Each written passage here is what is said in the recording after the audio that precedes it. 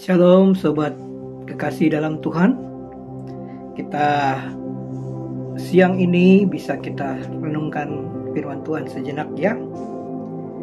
Saya baca dari Kolose pasal 3 ayat 16 sampai 17. Hendaklah perkataan Kristus diam dengan segala kekayaannya di antara kamu, sehingga kamu dengan segala hikmat mengajar dan menegur seorang akan yang lain, dan sambil menyanyikan mazmur dan puji-pujian dan nyanyian rohani, kamu mengucap syukur kepada Allah di dalam hatimu, dan segala sesuatu yang kamu lakukan dengan perkataan atau perbuatan, lakukanlah semuanya itu dalam nama Tuhan Yesus, sambil mengucap syukur oleh Dia kepada Allah Bapa kita.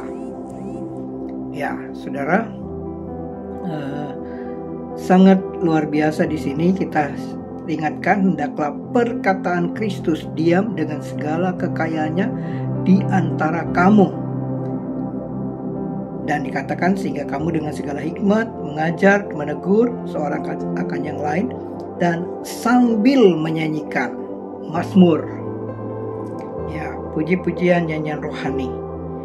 Dan apa yang kita lakukan semuanya dalam nama Tuhan Yesus sambil mengucap syukur. Ada yang menarik di dalam kehidupan kita kalau kita melakukan refleksi terhadap hidup ini. Saya coba menulis pada tanggal 30 September 2010 dengan judul Puji-pujian yang Indah. Hari-hari yang kulewati terkadang penuh kecewa, bahkan tiada semangat untuk berjuang hidup. Hari-hari yang kuhadapi hanyalah oleh anugerah, bahkan sungguh luar biasa Tuhan mengasihiku. Hanya ini yang kurindukan, hari yang penuh ucapan syukur atas hikmat kasih Tuhan. Semangatku menata hariku dengan pengharapan dalam firman Yesus sumber kuatku. Dialah yang mengisi hatiku dengan puji-pujian yang indah. Saudara, kita harus mengakui bahwa hari-hari ini penuh dengan berbagai masalah. Hampir kita dengar setiap hari ada saja orang-orang, anak-anak muda yang mengakhiri hidupnya dengan bunuh diri karena tekanan hidup yang berat. Ada bahkan kehilangan rasa syukur karena begitu melihat hal-hal yang tidak memberikan harapan.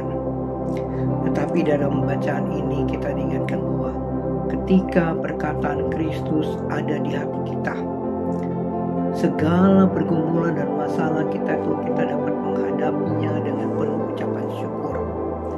Bahkan kita dikatakan kita dapat mewujudkan nyanyian, pujian-pujian yang indah yang keluar dari hati kita, karena Yesus Kristus yang mengubah segala persoalan, bahkan ratap tangis kita menjadi puji-pujian yang indah. Saudara, apa yang kita hadapi hari ini, apakah semuanya itu tidak mungkin diselesaikan? Kita percaya bahwa di dalam Tuhan ada pengharapan dan bahkan ada semangat yang menguatkan kita. Dan itulah sebabnya biarlah kita selalu menjadikan firman Tuhan itu sebagai sumber kekuatan kita. Saya selalu berusaha ya hanya dengan kekuatan Tuhan setiap pagi untuk mengisi diri saya dengan perkataan Tuhan, firman Tuhan. Karena dengan kekuatan saya tidak mampu, bahkan muncul pikiran-pikiran yang tidak berpengharapan, pikiran-pikiran yang negatif, pikiran-pikiran yang keluar daripada jalur pengharapan Tuhan. sebabnya saya juga bersyukur bahwa tadi pagi dikuatkan oleh firman Tuhan bahwa ada manfaatnya ketika kita mengasingkan waktu untuk merenungkan firman Tuhan. Secara pribadi, minimal kita bisa membaca dan merenungkan, merefleksikan buat diri kita. Dan kita juga bisa melihat apa sebenarnya saat itu Tuhan akan mengubah pikiran kita, memperkuat diri kita untuk menghadapi setiap persoalan yang kita jalani hari ini.